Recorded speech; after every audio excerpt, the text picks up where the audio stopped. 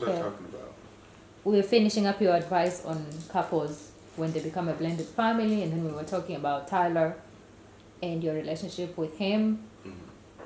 And one last thing I want to point out is that a lot of women who are single mothers, they, in most cases, the fathers are not present in the kid's life. So when the child, especially if it's a boy, because boys have a certain different kind of bond with their fathers, you know, in our case, you know, Troy is very, very much in Tyler's life. So is that relationship to be approached different than one that the father is not in the picture at all? Absolutely. And if so, how? Absolutely. Because I have my own personal values and principles. Right. I have my own perception of what a young boy should be or a young man should be. I have my own parenting style. And those things will shape a child. You grasp what I'm saying? So if, like with Troy, Yeah. he has his as well. So my biggest thing is, as a father, I know how I am about him. I would want my son to mimic my ideas versus another man. Okay. So I was very conscious of that.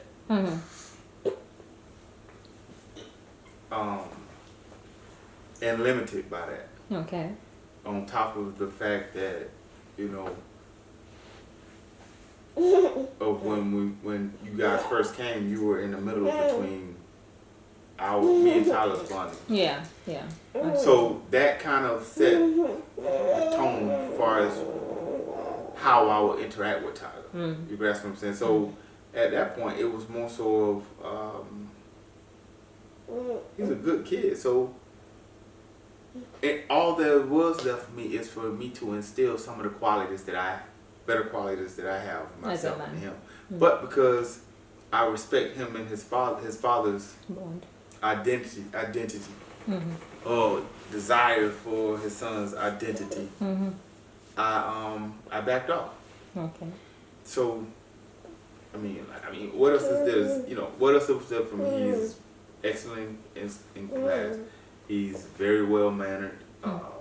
I wanted you to instill some athleticism in him, physical fitness. You know, even and I still do. Keep talking. The camera's on. Even with that, again,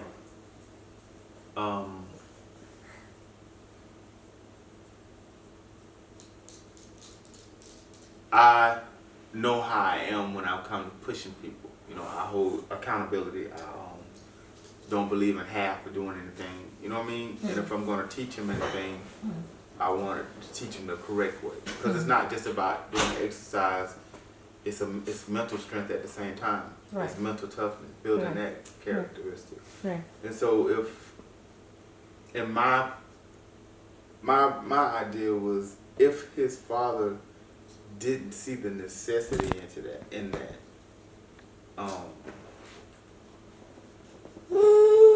maybe there were other things that he was trying to guide Tyler towards, and I felt that I would be invading or interrupting or imposing.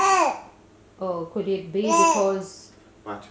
Could it be because Tyler was staying with me for the most part, so they didn't have enough time? Because he tried to put him in martial arts and those kind of things, but they only had Saturday and Sunday to do it. So it wasn't like, you know, again with the American culture and the working and all that, you know, we're limited in the things we do. I think the way I'm viewing it is, there are certain things that I really admire about you, and one of them is your athleticism and your ability to guide kids through that. Kids in general, because I've seen you do it with Romero, you know. Go ahead. So I think that's a contribution that I think you're downplaying in general. So even if it wasn't Tyler, you know, Even if it was any other kid that I thought that you could take and nurture in that way to make them more of a well-rounded. Great one. Stop it. To make them more of a well-rounded individual, I think it's something that I highly recommend. So whenever you have time, I know you work a lot now. It's never with time. I mean, Yeah. even with Tyler, I mean, my intentions was, you know, me and him gonna do it together. Yeah. You know, but if I understood already that I was gonna have to make him do a lot of things, and because, like I said, when I first started trying to bond with him, and show him things, he thought I was being a little too hard on him.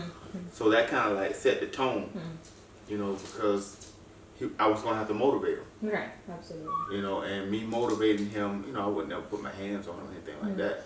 But me motivating him would be stern. And I didn't think that you would be able to handle that based on prior incidences. Okay. So for the record, I don't feel the same way. It's different to me now, and I think that's where you and I are a bit different when it comes to kids. I think when I came into your life, I knew there were attributes about myself that I really wanted to instill in the girls, that I didn't care whether you asked me or not. It was just things that I knew that from my culture and things that I knew that I would love to share with girls, and because I don't have any girls, so I always looked forward to doing that. I felt the same way, but you have to remember when I did, you intervened. Yeah, so, and I get it. So with you and the girls, I never, I already knew you had qualities that I wanted them to learn from you. Right. So I had no issues with it. Right. You know, and I trusted the fact that you weren't going to do anything to harm them. So I didn't have any issues with that. You know, and I won't lie, it bothered me at first, because with as smart as he is and the mannerism that he had I been able to instill those things and set the tone from the beginning, he wouldn't have known he had a choice. It just would have been, that's what it is. And that makes a difference. You understand? He wouldn't have known that he had the option to quit or to not do it.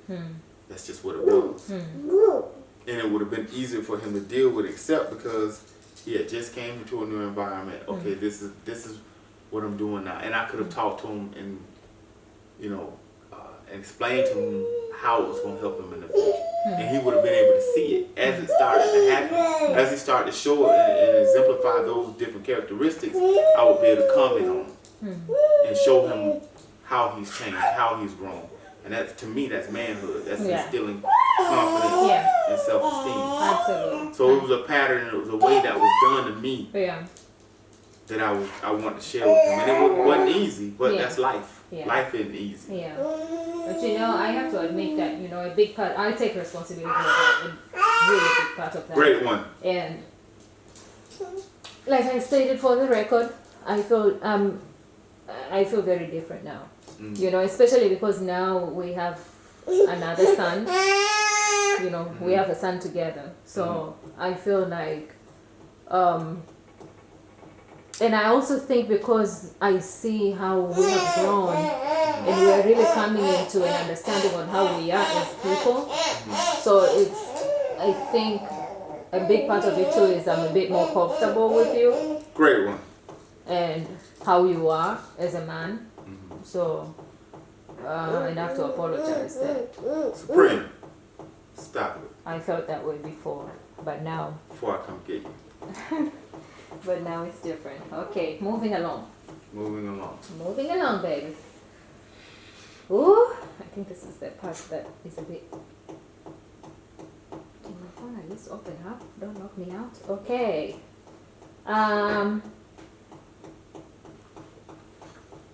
What, I think I asked you this briefly.